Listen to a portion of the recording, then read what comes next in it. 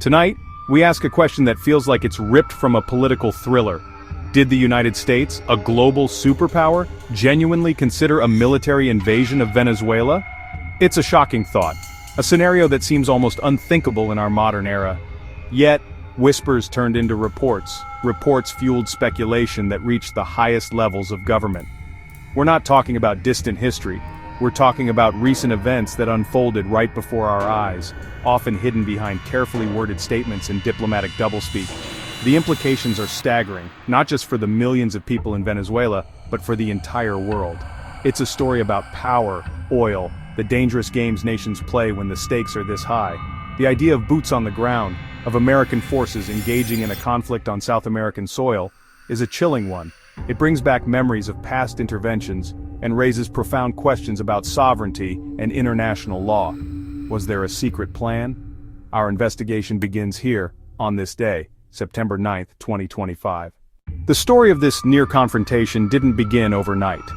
The relationship between the United States and Venezuela has been deteriorating for decades, but it reached a boiling point in the late 2010s, and in the early 2020s. It began with targeted sanctions against individuals in the Maduro regime. Then those sanctions escalated dramatically, hitting Venezuela's most vital industry, its state-run oil company, PDVSA. The explicit goal, as stated by U.S. officials, was to cripple the government's finances and to force a transition of power. Each new sanction was another turn of the screw, tightening the economic vice on Caracas. It was against this backdrop of intense economic pressure that the whispers of military action began to surface. Reports emerged from credible news organizations citing anonymous high-level administration officials. They spoke of meetings where the military option was not just mentioned, but actively discussed. The idea was reportedly raised by the president himself. Insiders described a divided administration, some national security advisors strongly opposing the idea, warning of a quagmire, while others were more hawkish, believing that a swift, decisive action could succeed where sanctions had failed. This was the moment the unthinkable became thinkable. The tension spiked in early 2019. The United States officially recognized opposition leader Juan Guaido as the legitimate interim president of Venezuela. When you look at what the key players were saying publicly, you see a masterclass in political messaging. The United States, under the administration at the time, was unequivocal in its stance. The official position was that Nicolás Maduro was a brutal dictator who had destroyed his country's economy and created a humanitarian disaster. U.S. officials repeatedly stated that all options are on the table to restore democracy in Venezuela. This phrase is a classic piece of diplomatic code.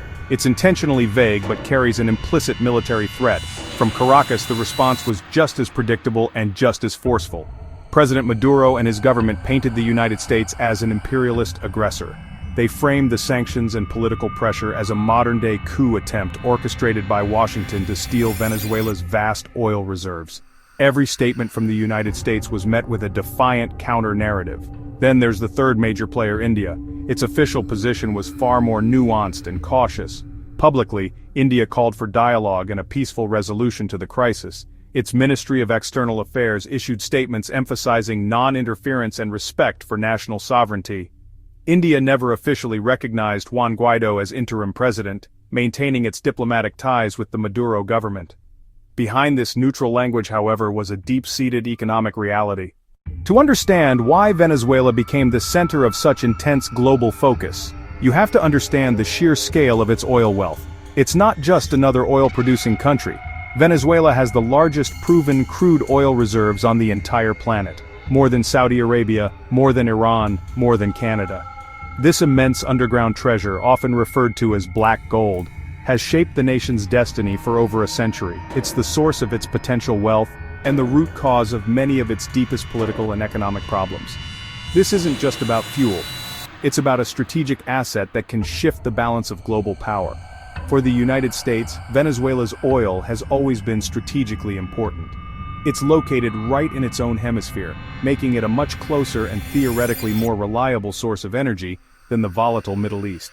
For decades, Venezuela was a top supplier of crude to American refineries, particularly those on the Gulf Coast, specially designed to process its heavy, sour type of oil.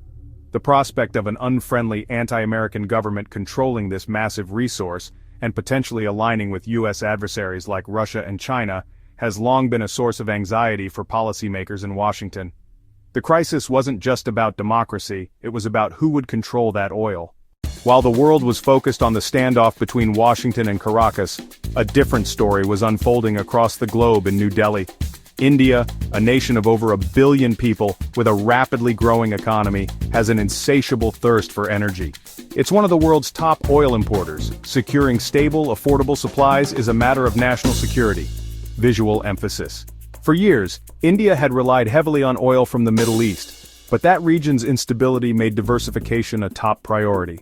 Policymakers in New Delhi were constantly searching for new sources to fuel their country's growth, and Venezuela, with its massive reserves, looked like a golden opportunity. The U.S. sanctions created a unique, if risky, opening for India. As American companies were forced to pull out of Venezuela, as European companies were forced to pull out of Venezuela, a void was created in the market.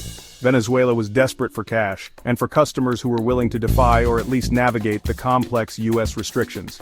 Indian refineries, particularly private giants like Reliance Industries and Nayara Energy, partially owned by Russia's Rosneft, were well equipped to process Venezuela's heavy, sludgy crude. India's decision to continue engaging with Venezuela was, honestly, a masterclass in diplomatic maneuvering.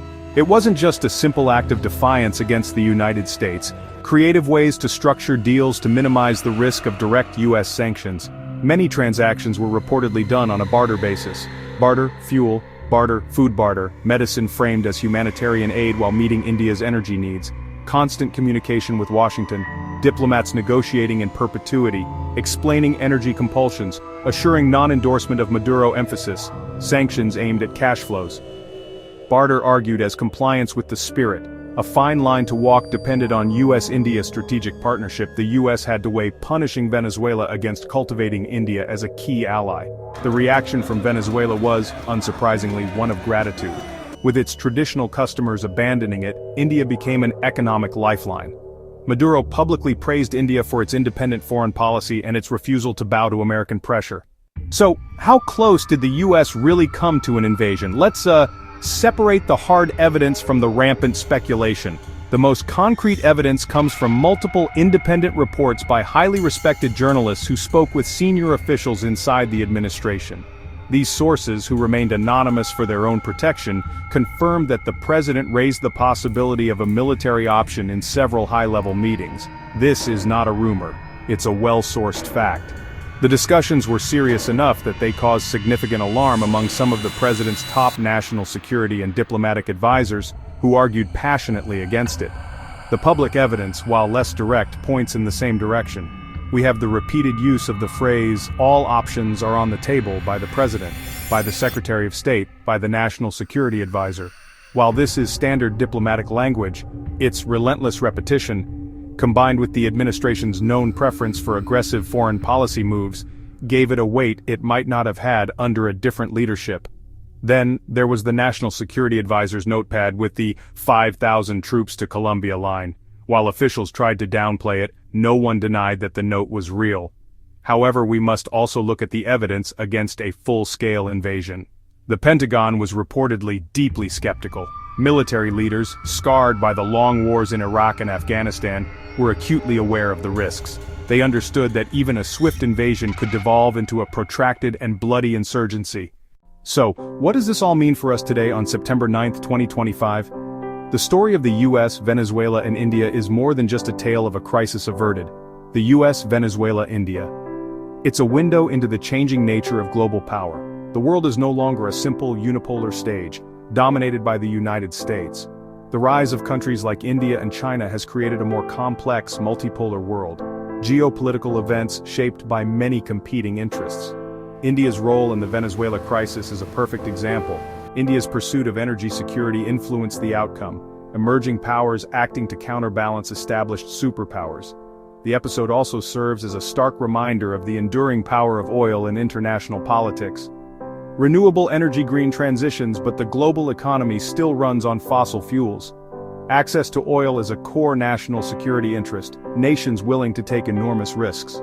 It is our job to keep asking these tough questions, to look beyond the official statements, and to understand the forces of power and interest that shape our world. Keeping them honest is more important now than ever.